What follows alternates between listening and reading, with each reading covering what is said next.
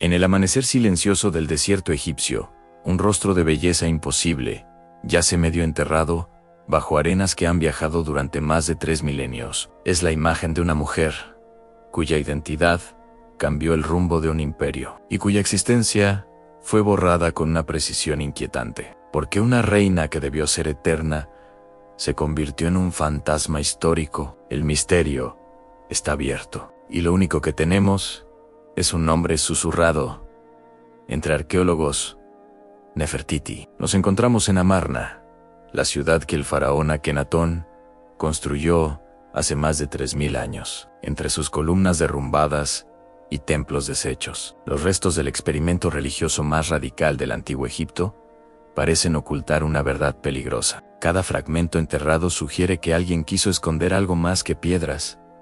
Quiso borrar una vida completa. Una tormenta de arena se levanta, cubriendo las ruinas como si la propia naturaleza quisiera mantener el secreto. ¿Qué sucedió aquí, que fue tan terrible como para ser arrancado de la historia? Avanzamos hacia el corazón de lo que fue Amarna. Construida en tiempo récord, parecía destinada a desafiar siglos de tradición. Su arquitectura lineal, sus templos abiertos al sol y sus murales incompletos revelan una historia tan brillante como inconclusa. Y aquí, antes de sumergirnos en la vida de Nefertiti, surge la pregunta más inquietante de todas: ¿por qué todas las referencias a ella desaparecen justo cuando el reino más la necesitaba? Este vacío, este silencio histórico, será el hilo que nos guiará en este viaje. Un hilo que nos llevará a descubrir si fue borrada por morir joven, por traicionar a su esposo,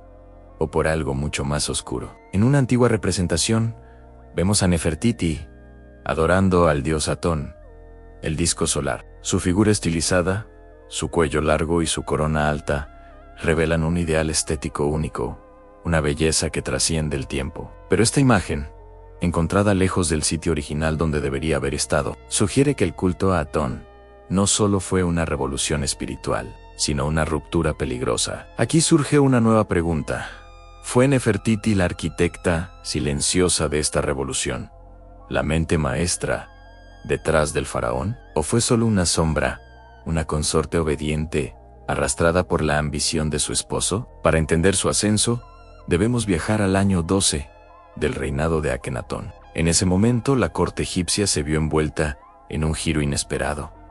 En la realeza abandonó Tebas, el centro religioso milenario, para trasladarse a la nueva capital, en medio del desierto. El sol se convirtió en el único Dios, y toda la estructura religiosa tradicional, con su complejo panteón de dioses, quedó destrozada de la noche a la mañana. El ascenso de Nefertiti coincidió con esta transformación. Su influencia parece haber sido mucho más profunda de lo que las inscripciones nos permiten ver, como si ella fuera el motor invisible de un cambio que sacudió los cimientos de Egipto. Y las pruebas de su poder siguen apareciendo. Observen esta corona azul reconstruída digitalmente a partir de fragmentos arqueológicos. No pertenece al faraón Akenatón, sino a Nefertiti. Los historiadores han encontrado indicios de que llevó insignias reservadas solo para los reyes varones, símbolos de poder absoluto. Este descubrimiento abre un debate fascinante que divide a los expertos. ¿Fue Nefertiti una simple reina consorte, la esposa del faraón? ¿O fue una cogobernante, una faraona con poder absoluto, igual o incluso superior al de su marido? La respuesta, por ahora, sigue enterrada bajo la arena. Pero justo en el apogeo de su poder, ocurre lo inexplicable. Repentinamente, en los últimos años del reinado de Akenatón, el nombre de Nefertiti desaparece por completo de todos los registros oficiales, sin explicación, sin transición, sin pistas. No hay ceremonias fúnebres, no hay tumbas conocidas, no hay homenajes póstumos, solo un silencio imposible, un vacío que ha desconcertado a los egiptólogos durante más de un siglo. Este vacío ha generado todo tipo de teorías. Algunos creen que murió a causa de una plaga, otros que fue exiliada por una conspiración en la corte, y hay quienes sostienen una teoría aún más audaz, que no desapareció, sino que cambió de identidad para convertirse en la misteriosa figura que sucedió a Akenatón en el trono. Nadie sabe la verdad. En 1912, el arqueólogo Ludwig Borchardt descubrió el ahora famoso busto de Nefertiti. Su perfección anatómica no solo impresiona, sino que desconcierta. Sus rasgos simétricos y realistas no coinciden con la estética casi deformada que caracteriza al arte del período de Amarna, donde las figuras reales se representaban con cráneos alargados y cuerpos andróginos. La pregunta es inevitable. ¿Es este el verdadero rostro de Nefertiti? ¿Una representación fiel de su belleza legendaria? ¿O es, en realidad, una idealización, una imagen propagandística diseñada para proyectar poder, serenidad y divinidad en un momento de caos político? La propia perfección de la obra despierta sospechas y alimenta el misterio. Y ahora, la historia nos lleva al mayor enigma de todos. Cae la noche en el desierto del Valle de los Reyes. Descendemos lentamente hacia una tumba sellada, un lugar que guarda los secretos de la realeza egipcia. Hace apenas unos años, los escáneres de alta tecnología revelaron la posible existencia de una cámara oculta, tapiada y sellada durante más de 3 milenios, justo detrás de una de las paredes de la tumba de Tutankamón. Algunos de los egiptólogos más prestigiosos del mundo creen que esa cámara secreta podría ser la tumba perdida de Nefertiti. Otros, sin embargo, argumentan que su tumba fue destruida deliberadamente por sus enemigos para borrarla de la memoria eterna. La historia se detiene aquí, en el umbral de una puerta que podría cambiar todo lo que sabemos. En el corazón del antiguo Egipto, mientras el sol del amanecer tiñe el Nilo de oro líquido, nos encontramos en el año 1350 antes de nuestra era. El imperio está a punto de experimentar una metamorfosis espiritual sin precedentes. Hasta este momento, los majestuosos templos de Amón, Ra y Ptah han dominado la vida y la fe del pueblo. Pero desde la corte real, una idea radical se gesta en silencio.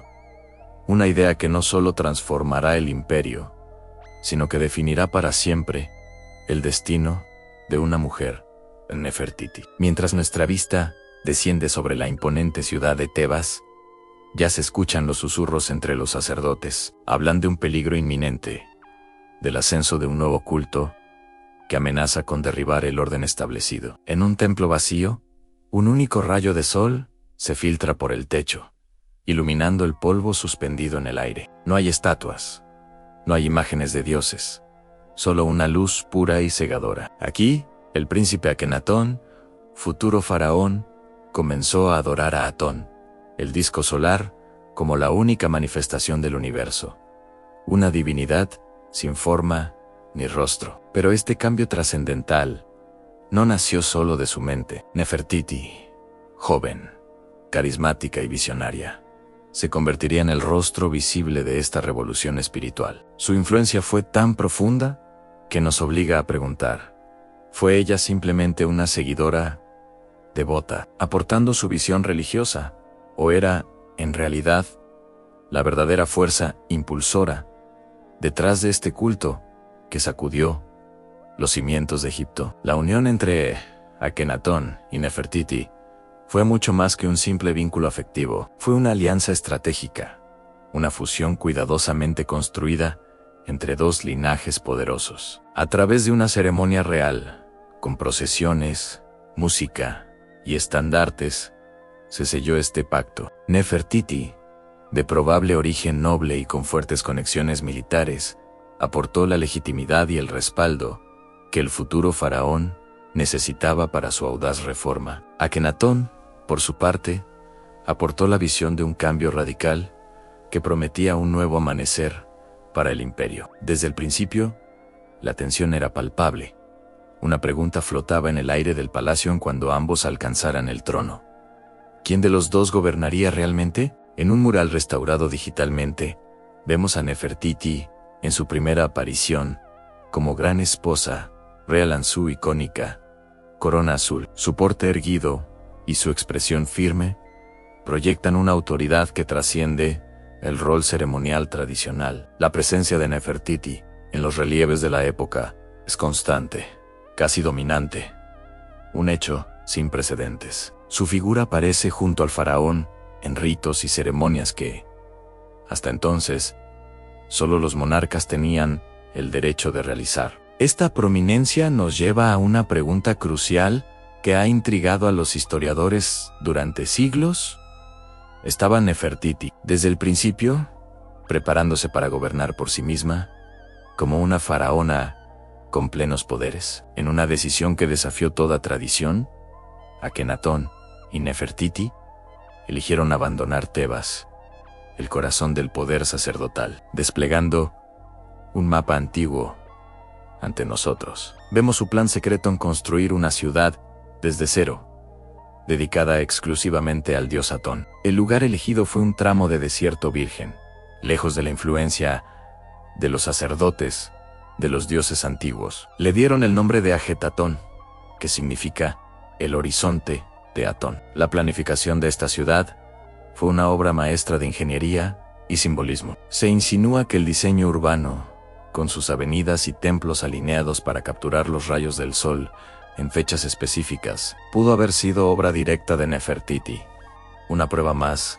de su inteligencia y visión. Imaginemos por un momento la ciudad de Amarna en todo su esplendor, avenidas amplias, templos abiertos al cielo y edificios de un blanco resplandeciente, todos perfectamente alineados para recibir la primera luz del amanecer. La arquitectura de Amarna rompió radicalmente con el pasado. Ya no se trataba de santuarios oscuros y misteriosos para dioses ocultos, sino de un culto a la luz, a la vida y a la energía visible del sol. Y en cada mural, en cada relieve encontrado en las ruinas de esta ciudad efímera, Nefertiti ocupa un lugar central. Su imagen está en todas partes, como si la ciudad fuera tan suya como del faraón. Amarna no era solo el hogar de Atón, era el escenario del poder de Nefertiti. Las representaciones de la familia real de Amarna nos muestran algo completamente nuevo en el arte egipcio. En una serie de grabados,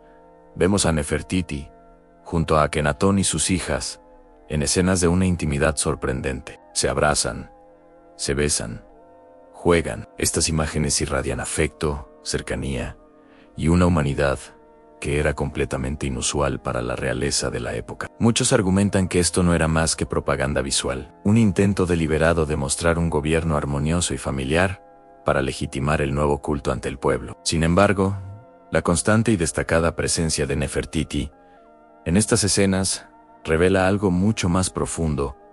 En su figura no era secundaria, sino una parte esencial e irreemplazable del nuevo orden. Mientras Egipto se volcaba hacia adentro, consumido por su revolución religiosa, sus enemigos en el exterior no perdían el tiempo. Las tablillas diplomáticas de la época, escritas en cuneiforme sobre arcilla, nos cuentan una historia de creciente tensión. Reyes y gobernadores de ciudades vasallas enviaban mensajes desesperados, implorando ayuda militar y apoyo político frente a las amenazas de imperios rivales. Pero en Egipto, la atención estaba en otra parte. Los líderes extranjeros dudaban y se preguntaban, ¿quién tomaba realmente las decisiones? ¿Era Akenatón, el faraón místico, o Nefertiti, la reina poderosa? Esta creciente fisura entre la política religiosa interna y las urgencias de la política exterior comenzaba a debilitar al imperio. Mientras Amarna florecía bajo el sol de Atón, los antiguos templos de Tebas quedaban sumidos en el silencio y el abandono. Recorremos sus salas vacías, donde los altares sagrados se cubren lentamente de polvo. Los sacerdotes de Amón, despojados de su poder, su riqueza y su influencia, comenzaron a conspirar en las sombras. Aunque no hay registros directos de una rebelión abierta, el resentimiento político y económico crecía como una marea silenciosa. Las ofrendas a los templos tradicionales se habían detenido, afectando a miles de personas cuyas vidas dependían de la antigua estructura religiosa. Esta hostilidad latente Este descontento que hervía bajo la superficie sería un factor clave en el misterioso destino que le esperaba a Nefertiti. En un mural descubierto en Amarna, encontramos la prueba más contundente del poder sin precedentes de Nefertiti. La vemos representada en una pose reservada exclusivamente para los faraones, golpeando a los enemigos del imperio. Históricamente, solo los soberanos tenían el derecho de ser inmortalizados en esta postura de victoria militar. La presencia de Nefertiti en esta iconografía es una declaración audaz de su autoridad política y militar. Este hallazgo abre una nueva y fascinante pregunta. ¿Estaba Nefertiti ya actuando como corregente, o incluso preparándose para tomar el trono en solitario como faraón de Egipto? Su ascenso parecía imparable, pero el destino es caprichoso. La imagen final nos deja con un escalofrío. Un cartucho real, el símbolo ovalado que contiene el nombre de un soberano. Dentro, el nombre de Nefertiti aparece parcialmente borrado, dañado, como si alguien, con una intención deliberada y desesperada, hubiera intentado eliminarla de la historia, borrar su legado para siempre. Un nombre raspado, borrado de la piedra, borrado de la historia. En el antiguo Egipto, esto era más que vandalismo, era un asesinato espiritual. Eliminar un nombre era condenar un alma al olvido, cortarle el paso a la eternidad. Pero ¿por qué alguien se tomaría el trabajo de borrar metódicamente el nombre de Nefertiti, una de las reinas más poderosas que el mundo haya conocido? Este cartucho mutilado es la primera pista de un misterio que ha desconcertado a los egiptólogos durante más de un siglo. Estamos en el año 14.128 antes de nuestra era. Sobre Amarna, la capital del faraón Akenatón, se ciernen tormentas de arena. Es un tiempo oscuro para Egipto. Las sequías azotan las cosechas. La economía se resiente por la devoción exclusiva al dios Atón, y en las fronteras, los enemigos del imperio, como los hititas, aprovechan la debilidad militar para presionar. Mientras el faraón se sumía en su revolución religiosa, el pueblo y la corte comenzaban a susurrar. ¿Quién estaba realmente al mando del timón? Para empeorar las cosas, una sombra se extendió por la ciudad del sol, la enfermedad. Aunque no sabemos con certeza qué plaga azotó a Amarna, los registros funerarios hablan de un aumento alarmante de la mortalidad. La muerte no distinguía entre nobles y obreros. Este caos sanitario alimentó el descontento. Muchos vieron la plaga como un castigo de los dioses antiguos, abandonados por la familia real. La presión sobre Akenatón y Nefertiti crecía con cada cuerpo envuelto en lino. ¿Sería este el principio del fin de su utopía religiosa? Mientras el reino se tambaleaba, Nefertiti consolidaba su poder de una manera sin precedentes. En los relieves del gran templo de Atón, la vemos representada no solo como reina, sino casi como un faraón. Realiza ofrendas a los dioses, lidera rituales sagrados y empuña los símbolos del poder absoluto, funciones tradicionalmente reservadas solo para el rey. La iconografía, no miente, la mostraba al mismo nivel, y en ocasiones, incluso por encima, de su propio esposo, Akenatón. Esto nos obliga a preguntarnos, ¿era ella la verdadera líder política mientras el faraón se dedicaba a su fe? La evidencia no se limita a los templos. En los archivos diplomáticos, tablillas de arcilla enviadas desde reinos lejanos mencionan la influencia de una poderosa figura femenina en la corte. Aunque no la nombran directamente, se refieren a ella como la gran esposa regia, un título inequívocamente asociado a Nefertiti. Estas cartas sugieren que podría haber estado al frente de negociaciones internacionales, tomando decisiones cruciales para el futuro de Egipto. La teoría empieza a tomar forma mientras Akenatón se debilitaba.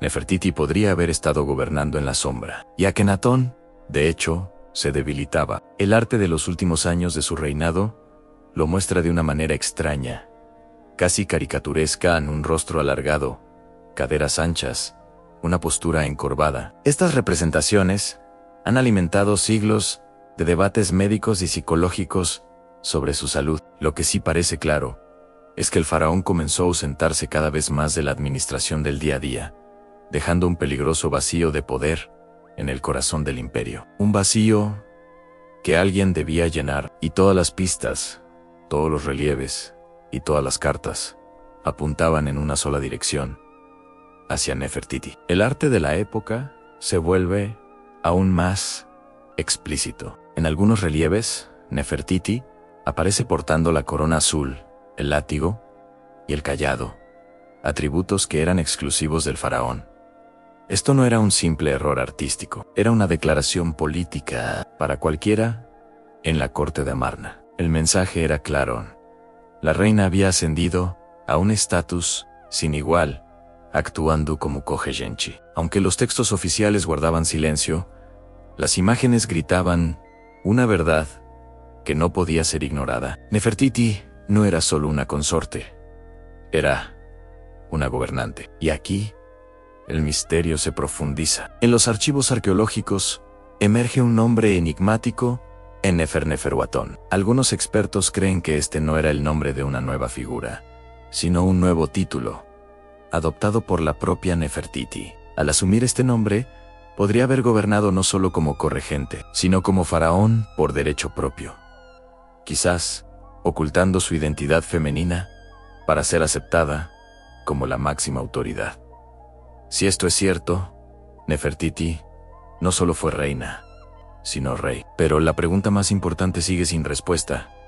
¿Qué pasó después? De repente, el silencio. En los últimos registros de Amarna, Nefertiti simplemente desaparece. No hay mención de su muerte, no hay registros de un funeral de estado, no hay tumbas que honren su memoria, solo un vacío absoluto, como si hubiese sido arrancada de las páginas de la historia de la noche a la mañana. Esta desaparición no parece corresponder a una muerte natural. Coincide, sin embargo, con una violenta transición política que pondría fin al culto de Atón y a todo lo que ella y Akenatón habían construido. Justo cuando Nefertiti se desvanece, una nueva y misteriosa figura aparece en el trono, ocupando su lugar. Su identidad sigue siendo uno de los mayores enigmas de la egiptología. ¿Quién era esta persona y qué le ocurrió realmente a la Reina del Sol? Esa es una historia para nuestro próximo episodio.